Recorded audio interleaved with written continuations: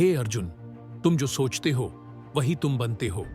इस संसार में मनुष्य का सबसे बड़ा शत्रु उसका स्वयं का अहंकार और संदेह है। आत्मचिंतन का उद्देश्य यही है कि तुम स्वयं को समझ सको, अपनी शक्तियों को पहचान सको और अपने असल स्वरूप को जान सको। जब तक तुम अपने भीतर की वास्तविकता को नहीं समझोगे, तब तक तुम दुनिया की चकाचौंध में खोते रहोगे।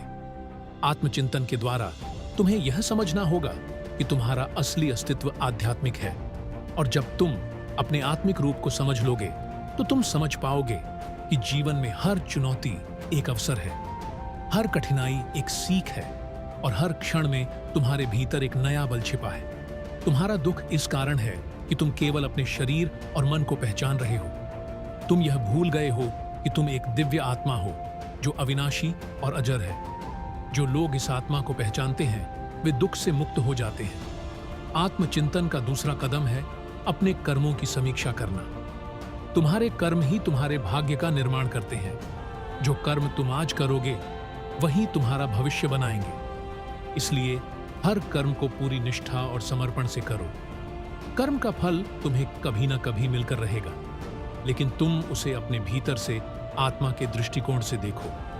जब तुम ध्यान से अपने कर्मों की समीक्षा करते हो तो तुम पाते हो कि तुम कई बार अधीर हो जाते हो, कई बार डरते हो, कई बार हार मानते हो। लेकिन आत्मचिंतन तुम्हें यही सिखाता है कि तुम हर समय अपने कर्मों में योग और समर्पण के साथ काम करो, क्योंकि यही तुम्हारे आत्मा के शांति का मार्ग है।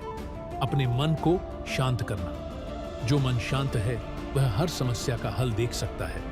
मन की शांति तुम्हारे भीतर की शक्तियों को उजागर करती है। तुम्हें अपने मन की जंजीरों को तोड़ना होगा जो तुम्हें भ्रमित करती हैं और तुम्हें आत्मज्ञान से दूर रखती है।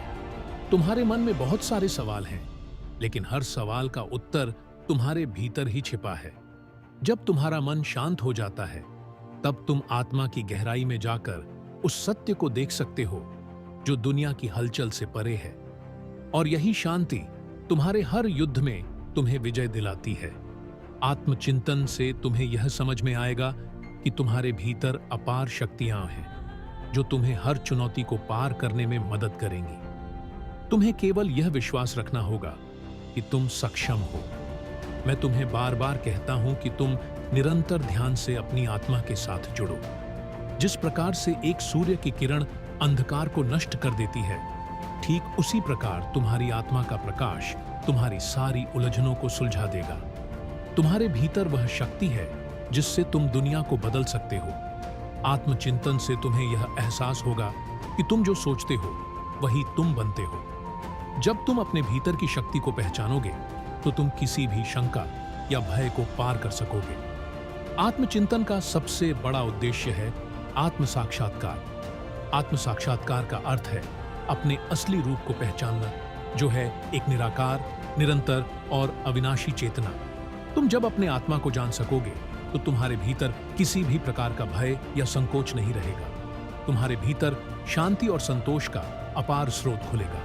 हे अर्जुन, अब समय है कि तुम आत्मचिंतन करो। तुम्हारा मन शांत करो, अपने कर्मों को ईश्वर के लिए समर्पित करो और आत्मा के साथ एक हो जाओ। जब तुम ऐसा करोगे तो तुम्हारी सारी पीड़ाएं समाप्त हो जाएंगी और तुम अपने जीवन का सच्चा उद्देश्य पा सकोगे।